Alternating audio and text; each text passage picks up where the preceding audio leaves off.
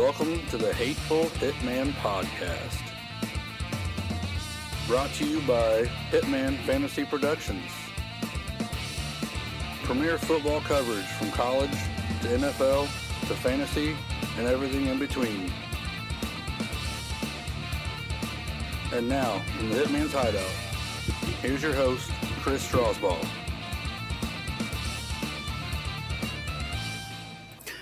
If the one thing I've got to say to start this whole thing off is, it's hot. It's hot. I'm going to try to do this. It is hot. But I'm going to give it a shot. We're live on Podbean, Sunday night. Preseason's coming to an end, thank goodness, because let me tell you something. This whole thing I've seen across the world of social media is, and I'm in Facebook groups, Twitter, I follow people on Twitter and Facebook groups and just all kinds of, fandom, my personal fandom, Dallas Cowboys, Florida State, that kind of thing. And it's preseason, people. Okay, who cares? Who cares if your team went 0-3 in the preseason or 0-4 if you're a Cowboys fan? Who cares? All right, who cares if Ben DiNucci sucks? Who cares if you consider Ben DiNucci trash? I don't call players trash. I don't care. I don't call human beings trash. But who cares if you think Ben DiNucci's trash? He is not going to be the quarterback for the Dallas Cowboys. Calm your nerves. It is so aggravating.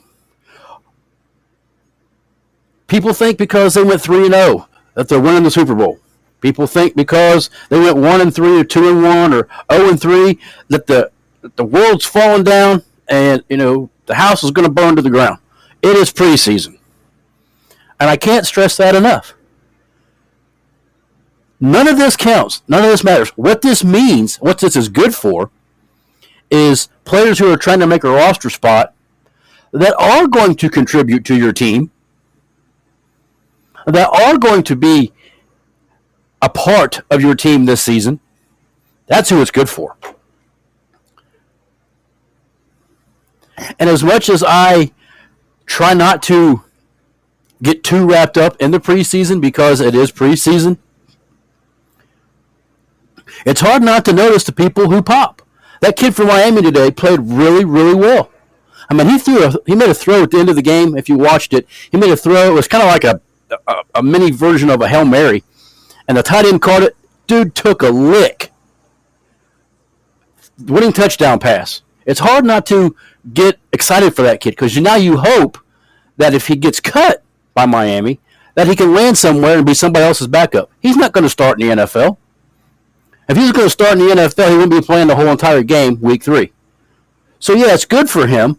He had a great game. Hopefully he lands somewhere.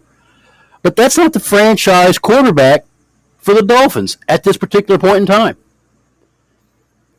So just relax. If you're ever going to use the Aaron Rodgers phrase when he was on camera there a few years ago, relax. RELAX. The preseason's coming to an end. We got 2 more games. We got the Browns and the Falcons here in a minute, and I believe there's a game tomorrow night, and the preseason's over with. We're going to wash our hands of that. We're going to get 2 weeks. We're going to get ready for the Cowboys and the Bucs to kick this thing off for real. Don't overreact. It happens every single year. And look, I'm a big-time Dallas Cowboy fan. Hey, Kane Harder, welcome into the live stream. Thanks for listening, bud. If you got any questions, fire them away. I'll be happy to answer. Thanks for listening, as always.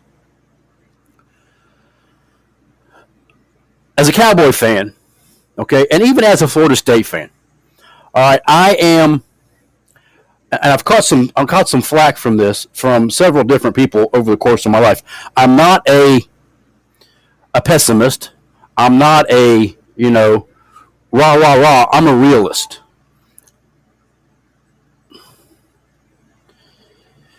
I am a realist. I keep it real, okay? It doesn't mean I'm any less or any more of a fan because I keep it real. Okay? I don't bash anybody. I don't call anybody trash. I don't bash players. I don't I don't get on there and say, this player is absolutely just, a terrible human being. Because for one, I don't know them. And for two, they're way better at the sport than I am. Or I wouldn't be sitting here cooking like a ham on August on a podcast. I'd be somewhere in training camp. Now, at my age, I'm probably retired by now, living in the Hamptons. So I won't do that. But I keep it real. 100%. If it's good, I call it good. If it's bad, I call it bad. And I try to do that even in my fandom. I try to do it on my podcast. I do it in my fandom. And it keeps things level. Did it suck that we lost J.K. Dobbins?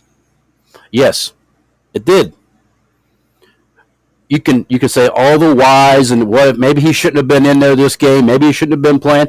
And you know what? Maybe he shouldn't have been. But he's out. And that's the nature of the beast. Okay? In several leagues, I lost Cam Akers before training camp even started. And it sucked. Okay? And it looks like now, as I'm watching the game here on NFL Network, that it is confirmed possible ACL damage and an ACL tear for Dobbins. So he's out for the season. It sucks. But we got to keep it real. Okay? He's out. Now what do? Well, if you haven't had your drafts yet, you try to acquire Gus Edwards at a reasonable price. Don't go grab Gus Edwards in the third round. Let him fall to you. But the preseason shows us, and some of these lower players that were drafted, day 3 of the draft, whatever, trying to make a roster spot, and maybe they don't get on with the team that drafted them. Okay, recently the other day, Javian Hawkins was cut by the Falcons and has since been picked up by the Titans. That's how it works. That's what the preseason is. Okay? It's not about records. It's not. It's not about a quarterback going out and throwing for 300 yards today, although that was cool to see for that kid. But big picture, and I've ranted about this for 7 minutes, which is okay, but big picture, records mean nothing. Playing time means nothing. What you're wanting to see is who's going to make your team. If you're a Steelers fan like Kane, if you're a Cowboy fan like me, if you're a Giants fan or a Patriots fan, who's making your team? Who's going to be the starting quarterback for New England is more important to me than the Cowboys going 0-4 in the preseason. And I really don't know who would disagree with me on that. Cowboy fans? Really? Maybe Cowboy fans who aren't in fantasy football. It's aggravating. And it's like this every year. And you're like, people, it's preseason. In 2 weeks, the whole slate gets wiped clean, and we start from scratch, and it really counts. Then you can get all upset. Then you can get mad if the Cowboys go 0-4. I'd be mad, too, by then. But right now, let it roll. Let it roll.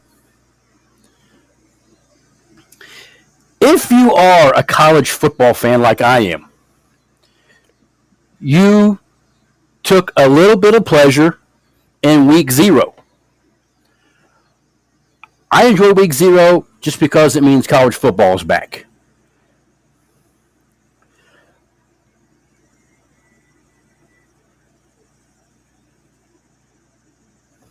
It lets me know that we're working towards some big-time games this year and a comeback season where crowds are going to be full and stadiums are going to be like they're supposed to be. And that's where we're at. And I'm rambling because I'm trying to text at the same time. I can't do two things at once. But the Hawaii-UCLA game was a little bit more one-sided than I thought it was going to be. Hawaii came out and looked like a team who really wasn't prepared. And they looked like that pretty much through 3 quarters. And they're midway through the third and into the fourth. They looked like they were starting to really kind of get in sync. But at that point, UCLA didn't put 44 points on them, and it was moot after that.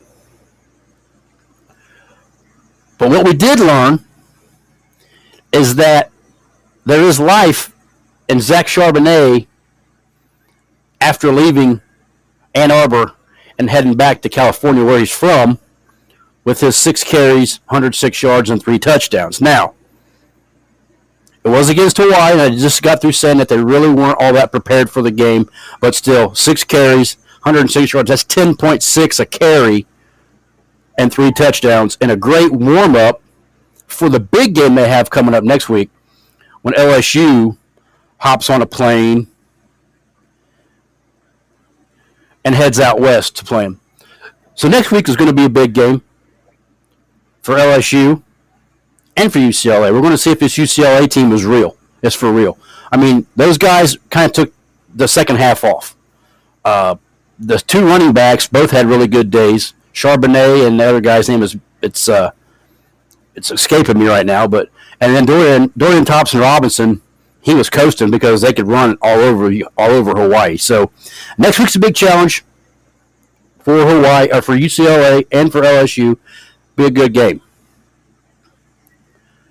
If you stayed up last night and watched the MEAC SWAC Challenge with North Carolina Central versus Alcorn State, a couple of HBCU teams, you were really treated to a really good football game. Yes, even myself did not know anybody on either team. I didn't care. I didn't need to, because I was going to watch that game because, for one, it was a football game in prime time. Game day was there. They were hyping it up, and it was going to be a fun game. Everybody thought Alcorn State was going to roll them. If you've never heard of Alcorn State, the late, great Steve McNair played college football there, went on to have a really good career in the NFL, and we lost Steve a few years back in a tragic incident. But he put Alcorn State on the map back in the day. But in comes NC Central, not really the David and Goliath, of the day, but more of a one getting knocked off by the number 25 team in the country. It was kind of like that. NC Central came in, took control of that game, established an identity, and really asserted themselves on prime time, big time game in Atlanta, and won and beat the Alcorn State in a really good upset, a really good game. A couple other games that were on yesterday. Really nothing really close as far as score goes, other than that Alcorn State NC Central game last night, which I thought was really good. But so what's that get us ready for? That gets us ready for week 1, which is heading our way, full steam ahead. Games as early as Wednesday this coming week for week 1, and then we really fire it up heading into the holiday weekend. Ohio State, Minnesota, as I said before, LSU, UCLA, Clemson, Georgia, I believe. I'm doing this all by memory. I don't have anything in front of me. But we got a really good slate of games week 1 to get us fired up. Leading up to, in my opinion, it's my humble opinion, the most curious, the most fascinating and interesting game of the weekend, Sunday night, Tallahassee inside Doak Campbell Stadium when Notre Dame comes to Florida State. And we're going to see just exactly what Norvell has done in his second year as head coach of my wonderful FSU Seminoles. Can't wait for that game. So ready for it. Interested to see how it goes, and if the Seminoles can actually go ahead and pull us upset. If FSU was to upset Notre Dame on this stage, on this game, as the only game on Sunday, everybody's going to be watching.